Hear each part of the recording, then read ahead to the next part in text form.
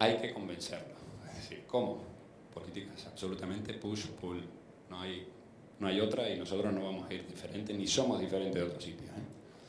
En definitiva, decía, aunque la oferta de transporte público, con el plan que queramos, sea buena, eficiente, de calidad, etcétera, pues bueno, suele suceder en la mayoría de los casos, siempre, que es necesario aplicar medidas para desincentivar el uso del automóvil.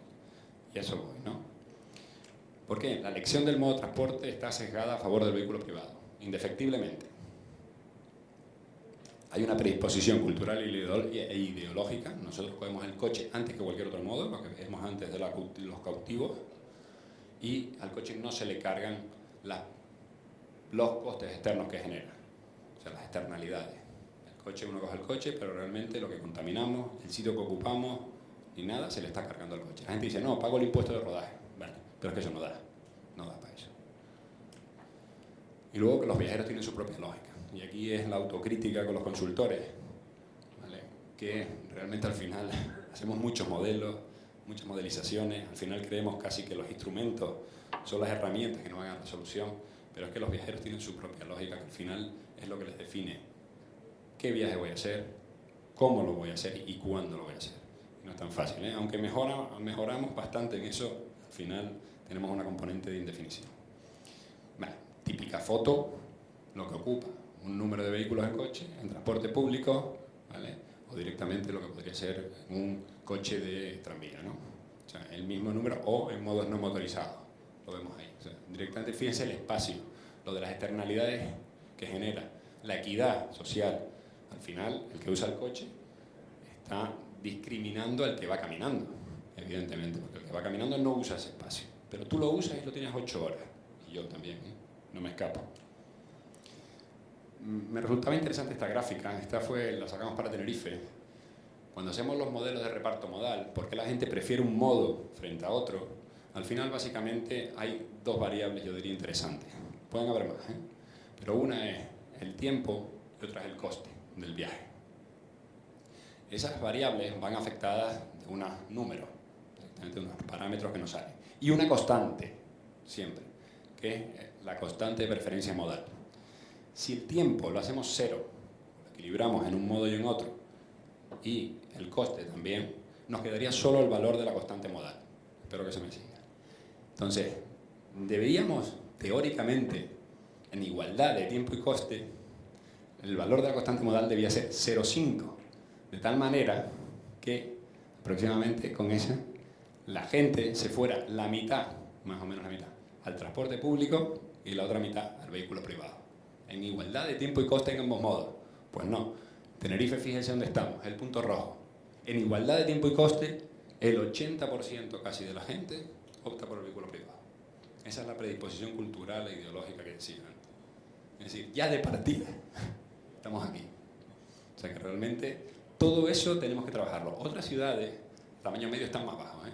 Madrid está mucho más bajo, al final todo eso va bajando. Zaragoza, recuerdo, está en el 60 y pico, ¿vale? Pero fíjense, Tenerife, yo creo que es de las más altas que me han tocado, ¿no?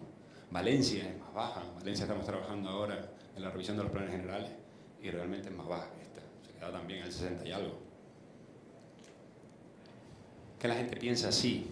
O sea, todo el mundo dice, sí, transporte público, pero que vaya al otro en transporte público. O sea, todo el mundo está montado en el coche pensando directamente que vaya al otro en transporte público, no yo, ¿no? Yo voy en mi coche y así voy más cómodo.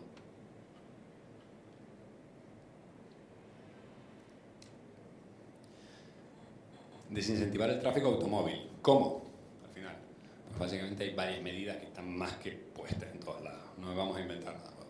Por un lado, restringiendo el tráfico en determinadas áreas. Lo que hemos visto todas las zonas urbanizadas o recientemente urbanizadas en favor del peatón, ¿no? Zonas urban que le llamamos generalmente.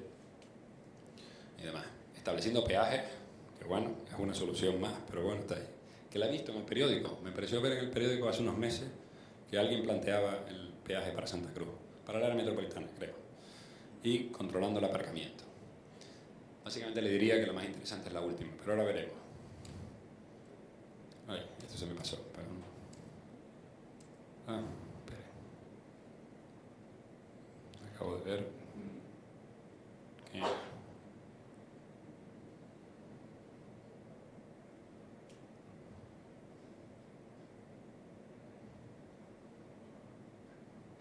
casi, perdón.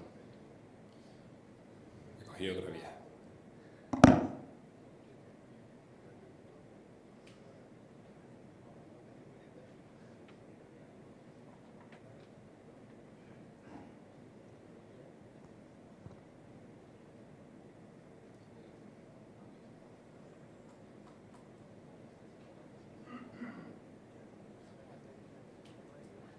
Vale, te decía. Objetivo adicional, gestionando el aparcamiento. Objetivo adicional, financiar proyectos de transporte público. Es decir, que quizás los beneficios derivados, y ahí nos queda una herramienta, nos queda, o diría una asignatura más, que es que realmente todo lo que consigamos debía ir enfocado a financiar proyectos de transporte sostenible. Esto no es tan fácil, tal y como están estructurados los presupuestos y demás, no podemos destinarlo directamente, pero tampoco es imposible. Restringiendo el tráfico, soluciones, mediante peatonalizaciones, áreas reservadas o residentes. Son difíciles de aplicar, o sea, depende de los sitios, realmente, ¿no? Al final la gente dice, no, aquel urban me achacó la zona centro, o sea, son difíciles de aplicar, pero es una herramienta más y está bien, ¿vale? Por tanto, digo que deben aplicarse en áreas o momentos muy específicos, lo que les resta eficacia para producir reducciones significativas y permanentes. ¿Vale? Al final la gente acaba quejándose mucho, pero hay que usarlas. Estableciendo peajes.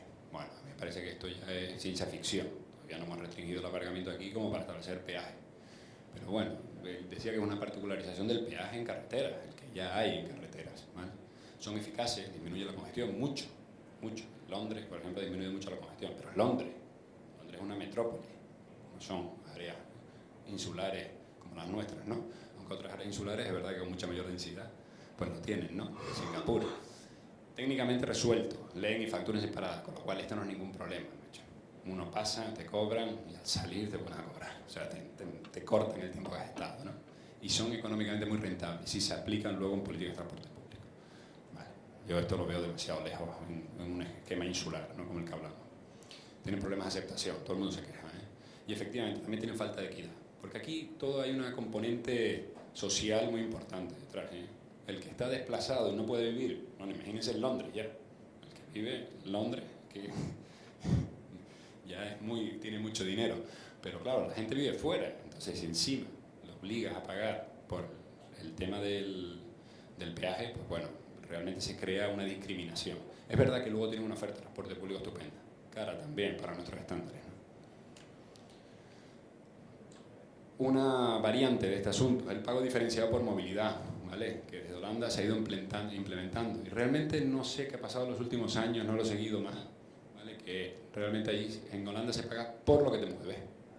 Entonces, si te mueves mucho pagas, y si te mueves poco no pagas. Entonces ya se eliminan todos los impuestos derivados del coche, es decir, todo el tema que pagamos aquí, el rodaje que llamamos y demás, y se van cargando directamente. Cada coche lleva un GPS y al final te lo cargan directamente, ves los kilómetros que has hecho y se acabó. Parece más justo. O gestionando el aparcamiento. Dos visiones, es decir, como condición de accesibilidad, si no hay aparcamiento no hacemos el viaje o lo hacemos de otro modo, ¿vale?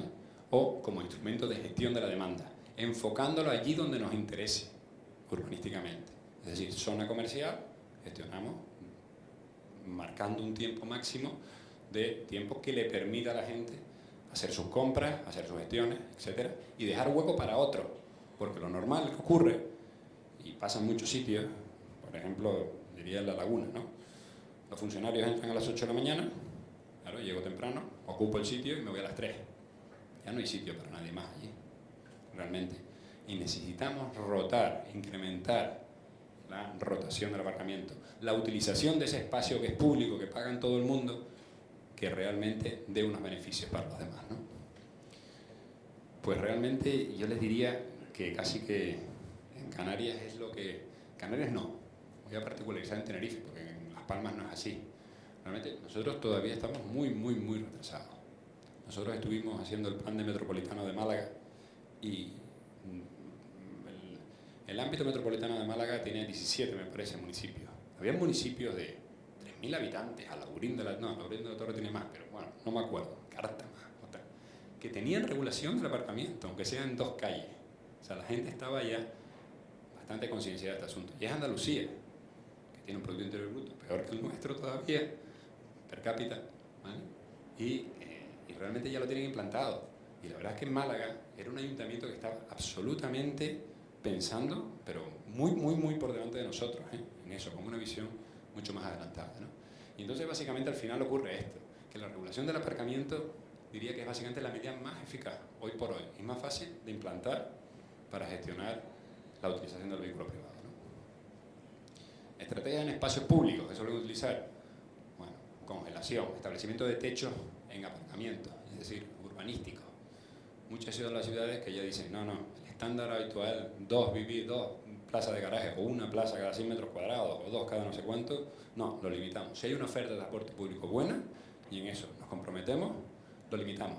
Y decimos que en una vivienda, pues al final son 0,5 plazas por cada 100 metros cuadrados o lo que fuera. ¿De acuerdo? O sea, no da como una vivienda por plaza.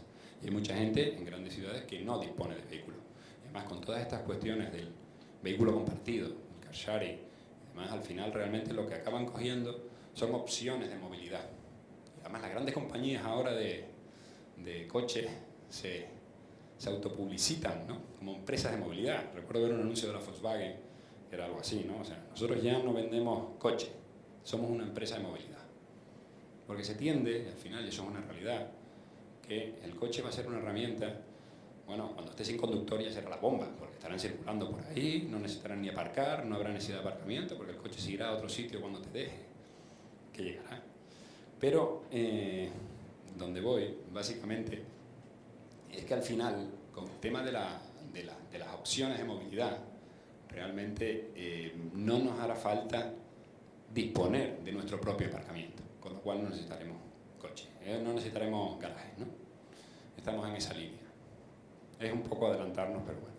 Y decía, como otras cosas, o otras opciones, áreas con limitación de la duración del aparcamiento. Bueno, ahora en La Laguna han puesto, por ejemplo, unas áreas, los paraderos, esos antes, o apeaderos le llamaban, con una aplicación, no sé si está en funcionamiento ya, pero ya lo ponen los carteles, donde realmente tú llegas con tu móvil, lo marcas y tienes una limitación de tiempo, que te darán por lo menos, puede ser, creo que es media hora. Básicamente a la media hora ya supongo que pues te penalizan y te multan si has estado más de media hora, pero sin pagar, que es el miedo atroz que hay. No puede ser cualquier cosa, pero sin pagar. Esto sí lo he ido aprendiendo yo en mi experiencia. Aquí, básicamente, ¿eh? Y plazas reservadas o gratuitos para vehículos de alta capacidad. Es decir, fomentar aquello que realmente sí son medios de transporte pues, más sostenibles, ¿no? Estrategia específica.